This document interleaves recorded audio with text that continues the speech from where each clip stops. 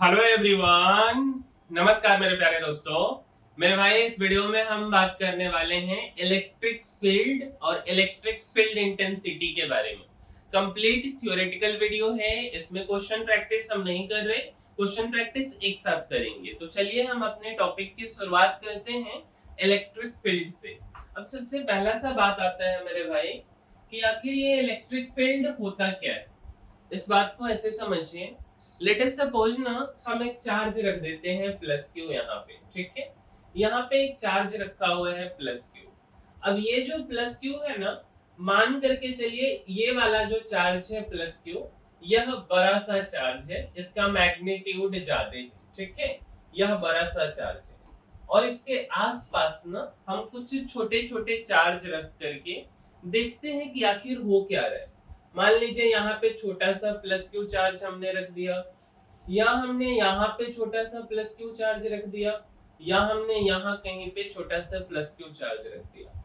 But ये जो blue वाली लाइन आप देख रहे हो ना, ये जो अभी हम रीड से कर रहे हैं ऐसे, इसके अंदर में अगर हम किसी भी चार्ज को रख दें, इससे कम वैल्यू वाले या ज्यादा वैल्यू वाले का, जैसे हमने यहाँ पे छोटा सा क्यू रखा ना, तो ये प्लस वाला इसको बाहर की तरफ भगा दे रहा है। अगर हमने यहाँ रखा ना, तो ये प्लस वाला इसको बाहर की तरफ भगा दे रहा है फोर्स लगा के।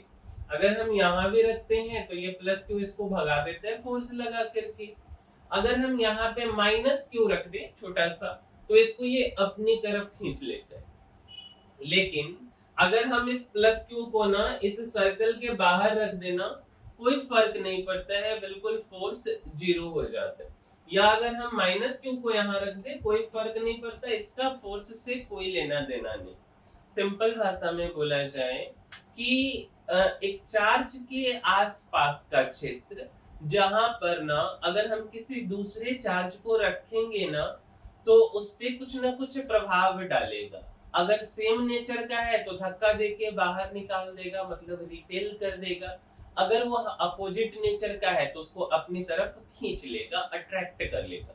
यही तो है इलेक्ट्रिक फील्ड। अब इसको हम अपनी भाषा में कैसे लिखेंगे, डेफिनेशन के फॉर्म में कैसे लिखेंगे? तो मेरे भाई इसको लिखेंगे electric field is a space और रीजन अराउंड अ चार्ज्ड पार्टिकल प्लस। क्या हमने बोला कि जो इलेक्ट्रिक फील्ड है वह एक स्पेस या रीजन है। क्या इलेक्ट्रिक फील्ड स्पेस या रीजन है अराउंड अ चार्ज्ड पार्टिकल। अच्छा, कौन सा चार्ज पार्टिकल है?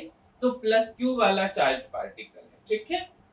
अच्छा, within which a force would be exerted on the other charged particle। मतलब कि इसके आसपास अगर इसके क्षेत्र में कोई दूसरा चार्ज पार्टिकल आएगा तो उसको एक फोर्स महसूस होगा। यही इलेक्ट्रिक फील्ड होता है। उम्मीद करते हैं कि आपको इलेक्ट्रिक फील्ड समझ आ गया होगा। अगर नहीं समझ आया है तो एक चीज आप समझिए, क्लास 11th में ना आपने ग्रेविटेशनल फील्ड के बारे में पढ़ा है। क्या होता है ग्रेविटेशनल फील्ड मेरे भाई? तो आपको एक चीज पता है कि जैसे मान के चलो कि पृथ्वी से अगर है ना, ये पृथ्वी है, ठीक है। अच्छा, इस पृथ्वी के आसपास अगर हम किसी चीज को फेंकेंगे ना, तो नीचे चला आएगा। जैसे मान लो कि हम एक बॉल को लेकर के फेंके, तो ये बॉल नीचे आ गया। थोड़ा और फोर्स लगा के फेंकेंगे तो बॉल थोड़ा सा ऊपर जाके नीचे आ जाएगा। थोड़ा सा और फोर्स लगाएंगे तो थोड़ा सा और ऊपर जा सकता है। लेकिन ये वाला जो क्षेत्र है ना, इस क्षेत्र के बाहर ग्रेविटेशनल फील्ड नहीं लगता है। क्या हमने बोला? ये जो लाल कलर से हमने घेरा है ना, इसके बाहर ग्रेविटेशनल फील्ड जीरो है। तो अगर हम इतना फोर्स लगा के पृथ्वी पर से किसी सामान को ऊपर की तरफ फेंके कि वह ना पृथ्वी के ग्रेविटेशनल फील्ड से बाहर निकल जाए, और उसको बोला जाता है एस्केप स्पीड या एस्केप वेलोसिटी, तो उसके बाद पृथ्वी का ग्रेविटेशनल फील्ड उसको खींच नहीं पाएगा। अगर हम ये जो बॉल है ना, इसको इतना ज्यादा फोर्स से फेंके कि यह पृथ्वी के ग्रेविटेशनल फील्ड से ही बाहर चला जाए, उस केस में हम इसे क्या कहेंगे? एस्केप स्पीड या एस्केप वेलोसिटी कहेंगे, ठीक है। तो वही सेम चीज है इलेक्ट्रिक फील्ड। इतना बात समझ आ गया? अब हम समझते हैं इलेक्ट्रिक फील्ड इंटेंसिटी के बारे में। देखो, इलेक्ट्रिक फील्ड इंटेंसिटी ना एक वेक्टर क्वांटिटी है, और वेक्टर क्वांटिटी के माथा पर ना एक तीर लगा देते हैं, समझे? तो इलेक्ट्रिक फील्ड इंटेंसिटी जो है यह एक वेक्टर क्वांटिटी है, तो ई लिख दिए, ई के माथा पर एक तीर लगा दिए, ठीक है। अब समझिए, सबसे पहली बात, मान लीजिए कि यहाँ पे प्लस कैपिटल क्यू चार्ज रखा हुआ है और यहाँ पर छोटा सा प्लस क्यू चार्ज रखा हुआ है। दोनों के बीच में डिस्टेंस कितना है? तो दोनों के बीच में आर डिस्टेंस है, स्मॉल आर डिस्टेंस, ठीक है। अच्छा, अब ये जो प्लस क्यू है ना, इस प्लस क्यू पे, ये जो प्लस क्यू है, छोटा प्लस क्यू पर ना फोर्स लगाएगा। दोनों पॉजिटिव नेचर का है, तो फोर्स का डायरेक्शन किधर हो जाएगा? कैसा फोर्स लगेगा मेरे भाई? तो आपको पता है कि फोर्स जो लगेगा वह रिपल्सिव फोर्स लगेगा। कैसा फोर्स लगेगा? रिपल्सिव फोर्स लगेगा, ठीक है। इतना बात क्लियर? अब समझिए, इस फोर्स को क्या बोलते हैं? तो इस फोर्स को इलेक्ट्रोस्टैटिक फोर्स या कूलम्बिक फोर्स बोलते हैं। अगर हमें फॉर्मूला निकालना है तो क्या बोलेंगे? F बराबर 1/4πε0 कैपिटल Q स्मॉल q और डिवाइडेड बाय r स्क्वायर। यही तो फॉर्मूला है ना। F बराबर 1/4πε0 capital Q small q divided by r square. इतना बात क्लियर है? अच्छा, अब समझिए, अब जो है ना, हम यहाँ पे प्लस क्यू ही रखे हुए हैं, ठीक है। और जहाँ पे छोटा क्यू रखे थे ना, छोटा वाला क्यू जहाँ पे रखे हुए थे, ये छोटा वाला जो क्यू है, यहाँ पे हमने क्या किया है, यहाँ पे क्यू को हटा करके +1 चार्ज रख दिया। हर जगह का अपना कुछ नाम होता है। मान लो कि ये वाला जगह जो है पटना में है, और ये वाले जगह अराउंड टू राउंड हम मान लेते हैं कि पटना से 2 किलोमीटर दूर है कहीं पे। लेट अस सपोज हम कंकरबाग, और ये यहाँ पे मान लेते हैं रामकृष्णा नगर, ठीक है। अच्छा, दोनों के बीच में कुछ डिस्टेंस है, तो हमने उसका नाम रखा है P, जिस जगह पे हमने +1 चार्ज को रखा, ठीक है। अब क्या होगा, यहाँ पे छोटा सा Q आप रखिए या +1 चार्ज रखिए, फोर्स तो लगेगा ना। तो इधर जो फोर्स लगेगा ना, उसको हम इलेक्ट्रिक फील्ड इंटेंसिटी बोलते हैं। मतलब क्या हो गया कि अगर +1 चार्ज पे जो फोर्स लग रहा है बड़े वाले चार्ज के कारण, उसी को हम इलेक्ट्रिक फील्ड इंटेंसिटी बोलते हैं। यह अपनी भाषा में बात हो गया। वेक्टर ई क्या बता रहा है? इलेक्ट्रिक फील्ड इंटेंसिटी कहाँ पे? तो पॉइंट पी पे। अच्छा, इसको और हम क्या लिख सकते हैं? तो हम लिख सकते हैं कि force on unit positive charge. क्या लिख सकते हैं? Force on unit positive charge. तो वेक्टर ई बराबर हम क्या लिख रहे? Force on unit positive charge. बस ध्यान रहे कि वेक्टर ई जो है वो क्या था? तो इलेक्ट्रिक फील्ड इंटेंसिटी था, ठीक है। अच्छा, आप समझिए, इसका फॉर्मूला क्या होगा? 1/4πε0 में तो कोई गड़बड़ी नहीं है, ये तो फिट है। अच्छा, यहाँ पे प्लस क्यू, यहाँ जो छोटा क्यू था वहां पे क्या है? तो +1 है, तो प्लस नहीं लिखेंगे, केवल 1 लिख देंगे, डिवाइडेड बाय r स्क्वायर। तो अगर आपसे पूछें कि electric field intensity point P पे वैल्यू क्या आया, तो 1/4πε0 capital Q divided by r square. 1 जहां कहां चला गया? तो Q इंटू 1 किसी नंबर में या किसी वेरिएबल में 1 से मल्टीप्लाई करोगे तो वह वेरिएबल ही रह जाएगा, तो यहाँ पे Q रह गया, ठीक है।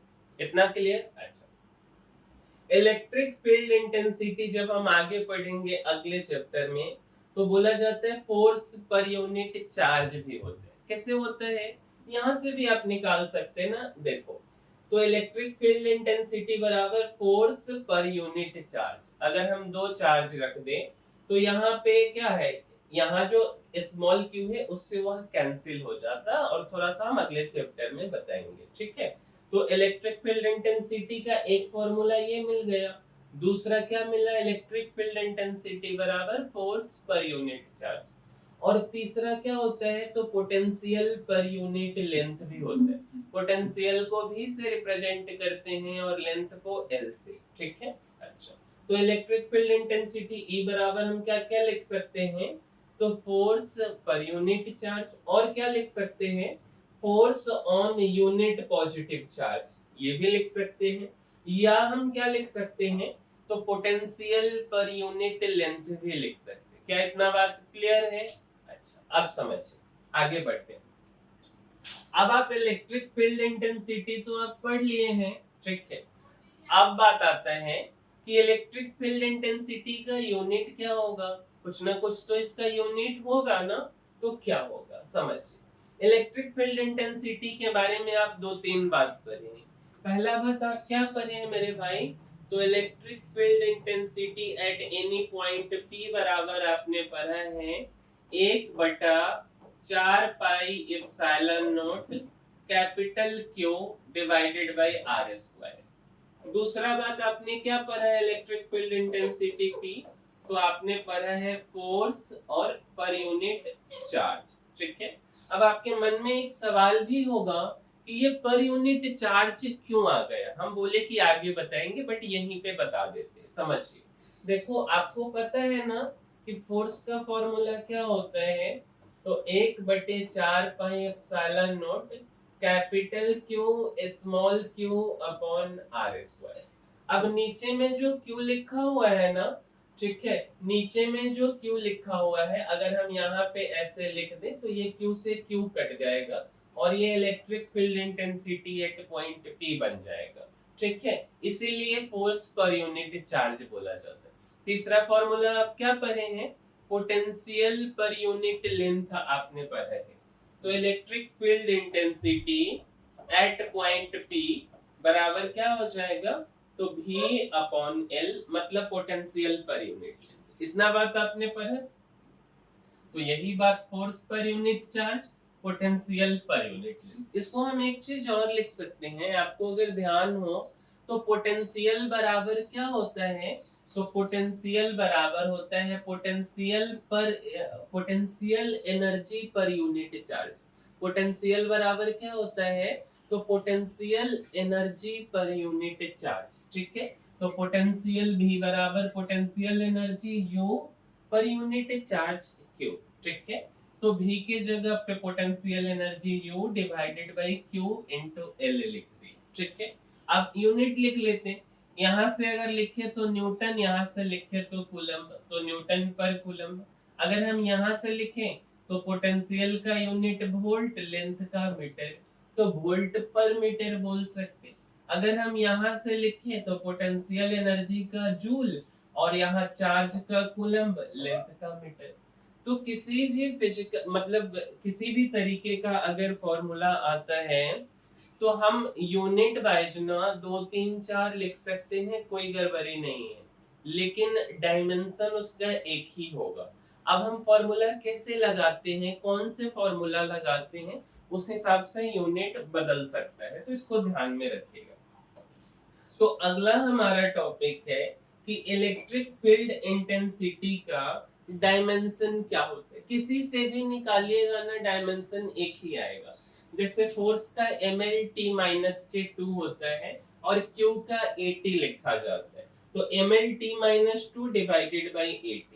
ये t को अगर आप इसको सोल्व अगर आप करें, देखिए ऐसे लिखा हुआ है ना, mlt-k2 डिवाइडेड बाय at, देखिए तो t के पावर 1 हो गया, और जब हम इस t को ऊपर लेके जाएंगे तो पावर माइनस हो जाएगा, तो m तो एज इट इज रहेगा, l भी एज इट इज। ये जो a है ये ऊपर जाएगा तो -1, और ये जो t है तो -2, और ये वाला 1 ऊपर जाके माइनस बन के -3। तो dimensional formula of electric field intensity mlt-3a-1 होता है। अब आपको ये बात समझ आ गया होगा कि इलेक्ट्रिक फील्ड इंटेंसिटी का डायमेंशनल फॉर्मूला कैसे निकालना है। चलिए आगे बढ़ते हैं।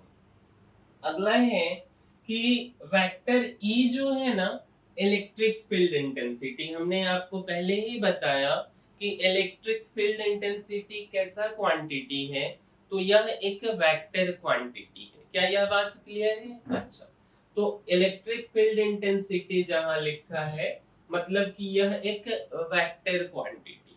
अच्छा, वेक्टर क्वांटिटी किसे बोलते हैं?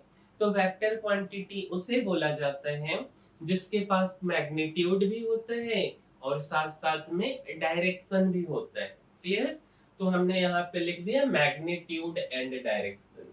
अब अगर आपसे कोई पूछे कि इलेक्ट्रिक फील्ड इंटेंसिटी का डायरेक्शन किस तरफ होता है, तो एक बात ध्यान में रखिएगा कि जिधर की तरफ +1 चार्ज मूव करेगा उसी की तरफ डायरेक्शन होगा। मतलब हम क्या बोलेंगे? डायरेक्शन टुवर्ड्स +1 चार्ज या मोशन ऑफ +1 चार्ज। तो वही बात हमने लिखा कि direction toward motion of +1 charge. Clear है? अच्छा, अब समझिए। देखिए, यहाँ पे प्लस क्यू चार्ज और यहाँ पे +1 चार्ज, दोनों के बीच में डिस्टेंस है। +1 चार्ज कहाँ पे रखा है? पॉइंट पी पे। तो इधर की तरफ जो फोर्स लगा, electric field intensity at point P. ठीक है, तो हमने यहाँ पे लिखा electric field intensity at point P 1/4πε0 Q/r²। जब हमें किसी के बारे में बताना होता है कि यह वेक्टर क्वांटिटी है, तो जब हम यहाँ पे अगर वेक्टर बोलेंगे तो यहाँ पे आर कैप लिख देंगे। और अगर आपसे कोई बोले कि यह आर कैप का मतलब क्या हुआ, तो आर कैप का मतलब होता है वेक्टर आर और divided by magnitude of vector R. इसी को आप यह भी लिख सकते हो वेक्टर आर और divided by R. Magnitude of vector R का क्या मतलब होता है? तो आर ही होता है। इतना बात क्लियर है?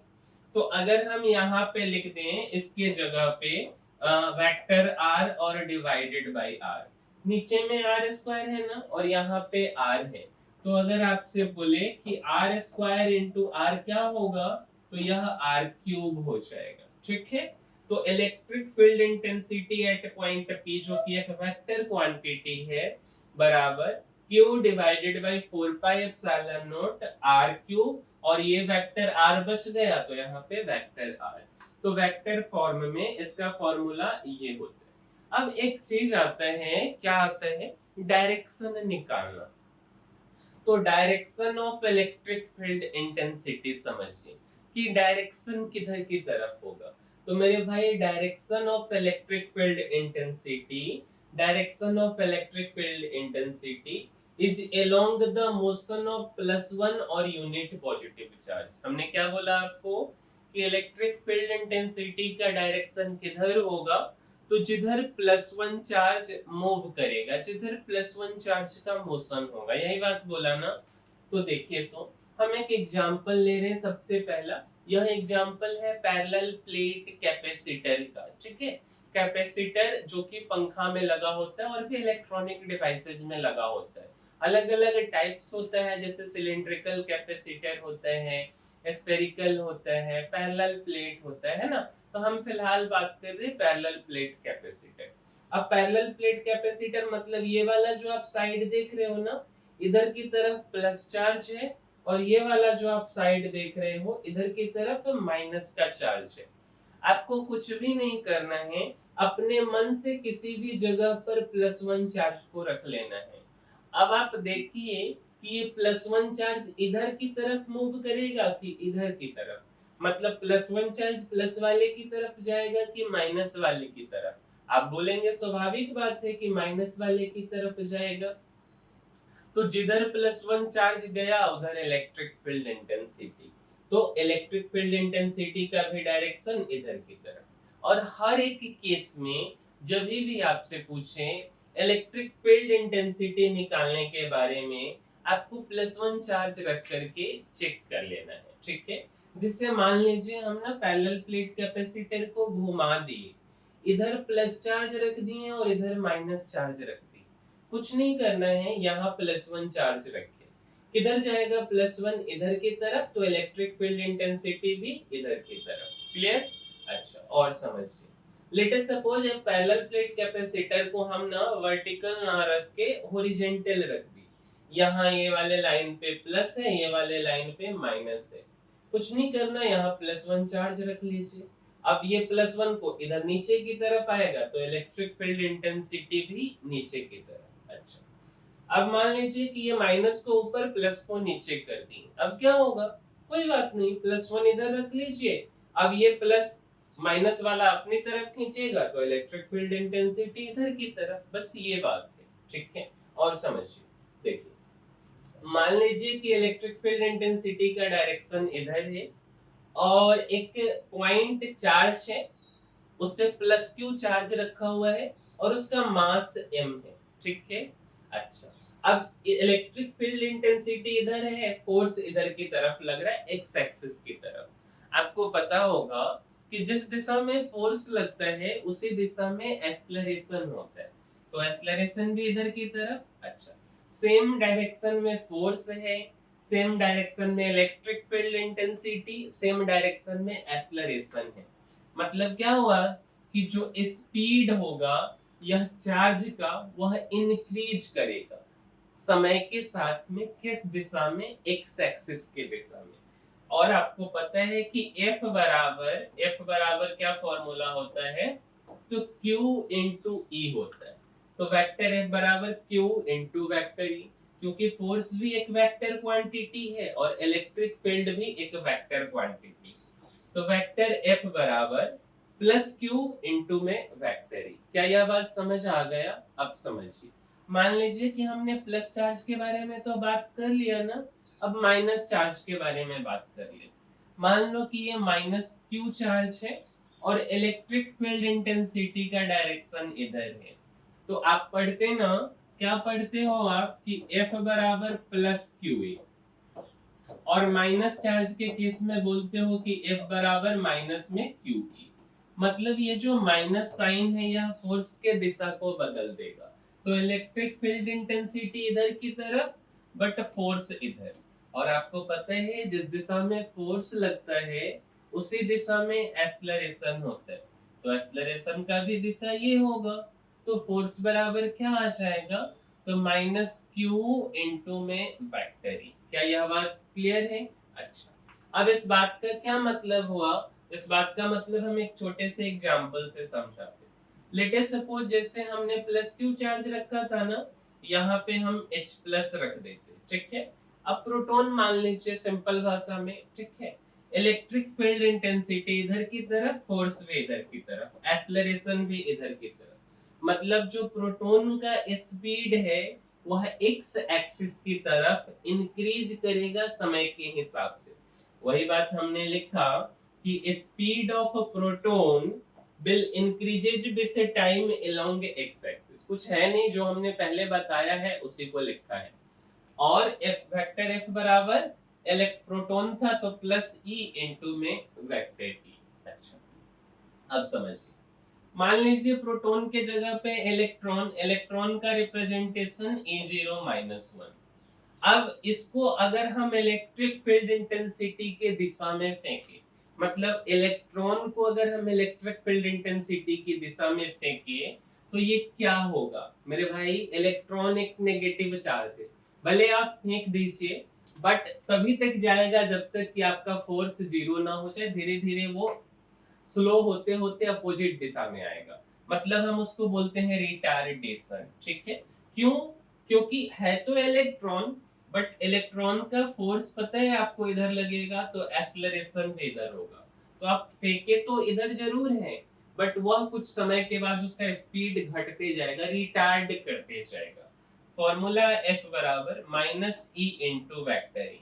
क्या बोल सकते हैं हम इसे, speed of electron will decreases with time when it projected along vector E। मतलब जो स्पीड है इलेक्ट्रॉन का वह समय के हिसाब से डिक्रीज कर जाएगा जब हम इलेक्ट्रिक फील्ड इंटेंसिटी के दिशा में फेंकेंगे। तो हमने ना दो बात आज के वीडियो में पढ़े हैं, ठीक है। क्या क्या पढ़े हैं, इलेक्ट्रिक फील्ड और दूसरा पढ़े है इलेक्ट्रिक फील्ड इंटेंसिटी, ठीक है। तो उम्मीद करते हैं कि आपको यह दोनों बात समझ आ गया होगा। और फिलहाल हमारा पूरा फोकस थ्योरेटिकल कंसेप्ट पे है। फिर अगर आपको क्वेश्चन भी साथ साथ चाहिए तो आप कमेंट करते जाइएगा, उस हिसाब से धीरे धीरे क्वेश्चन आते जाएगा। और इस वीडियो में इतना ही। आपको अगर हमारा वीडियो पसंद आया है, वीडियो अच्छा लगा है, तो एक बार इस वीडियो को लाइक जरूर कीजिएगा, साथ साथ अपने मित्रों के साथ शेयर भी कीजिए। और हमारे चैनल को सब्सक्राइब भी कीजिए। मिलेंगे हम किसी अगले वीडियो में। इस वीडियो में इतना ही। तब तक के लिए धन्यवाद मेरे भाई।